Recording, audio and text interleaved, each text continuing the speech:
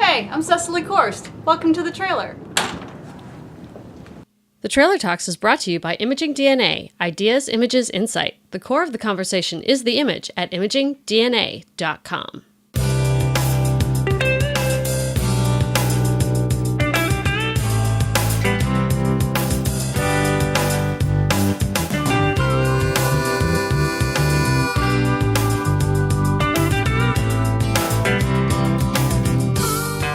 Hey guys, we could really use a little help here. If you don't mind, we love our Imaging DNA partners and they are great. But our costs are about $200 a month and $2,400 a year is a little bit of a drop in the bucket. However, we really want to give you guys more content and produce another podcast because we leave so much in the garbage can. So if you'd write us a review, that would really help, preferably a 5-star one. So I'm going to teach you how to do this. So open up your iTunes and click on the iTunes store.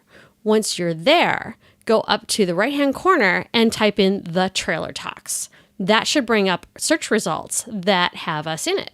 So check it out. There we are, number 1. Click on our icon right there, and it should bring up our page. So if you hit the subscribe button, and this is bonus time, share on Twitter, on Facebook, via email, whatever you can. But what's most important is if you can write us a review. So click there and you get to our review section. And if you can write us a review by clicking that button, that would be really great. I realize it's a lot of a pain in the neck, but you know what? It would help us out a lot. So thanks. Now on with the previews.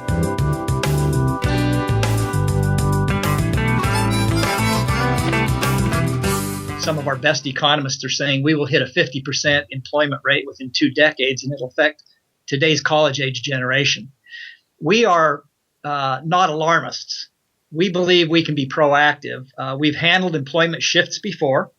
For example, in 1900, about half of us worked in farming. Today, only 1% of us work in farming. So we've adjusted.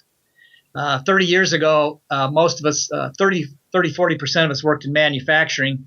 Now only 10% of us work in manufacturing. So we believe we can handle employment shifts, but we want to be proactive and aggressive and say, what is a solution? And one of the solutions is that more of us are just going to have to create our own jobs. And so that's this project was born out of that concern to help more people feel confident that they're going to be okay in their careers, but they're going to have to look at themselves as me Inc.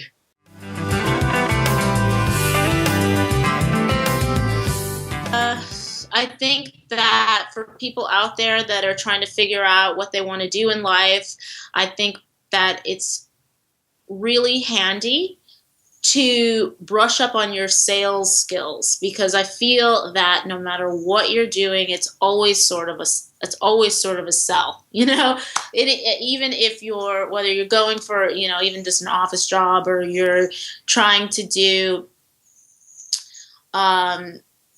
digital arts or music, or it's so difficult if you can't sell it, if you can't convince other people that this thing is worthwhile. I've run across so many really brilliant artists and musicians that weren't able to translate their vision into like a sellable good. And that's really, really important, I find. It is.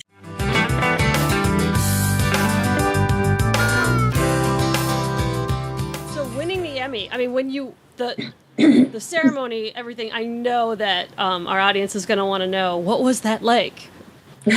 Well, first of all, let me talk about my shoes.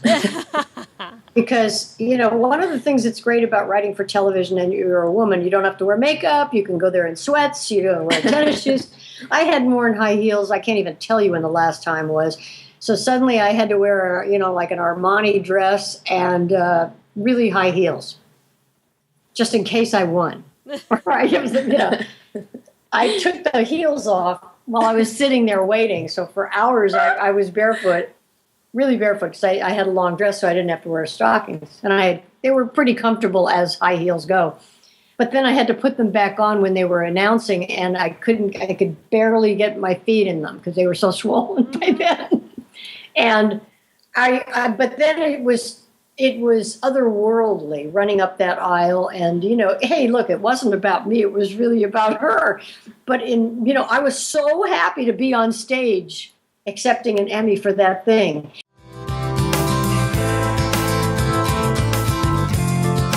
One of the things that I loved from talking to you last time was you are one of the most quoted people. Yeah, what's that mean? I remember when you said that, so I was like, said from who? From you guys, or I don't. Brilliant things that came out of your mouth, and I was just like, really? Yeah. A lot of people I said, you have to listen to this podcast. If you listen to any, listen to this podcast. Oh, It's really? Like, really good stuff to say. Oh, wow. So yeah, one of the things was work begets work.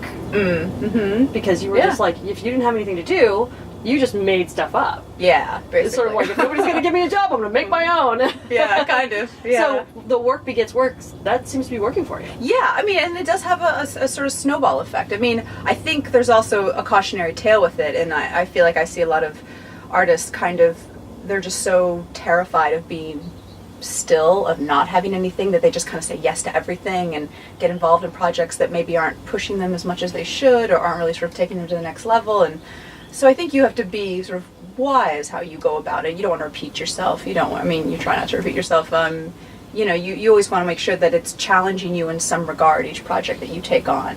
And whether sort of artistically or kind of bumping you up to the next level professionally or whatever it is. But yeah, it is true, kind of the more you do it and, the more that other people respond to it and hopefully don't think it's a waste of time, then they kind of were like, oh, well, what about, do you have an idea for this? Or would you like to work on this? Or I don't know. It just, the work beget work thing kind of works out.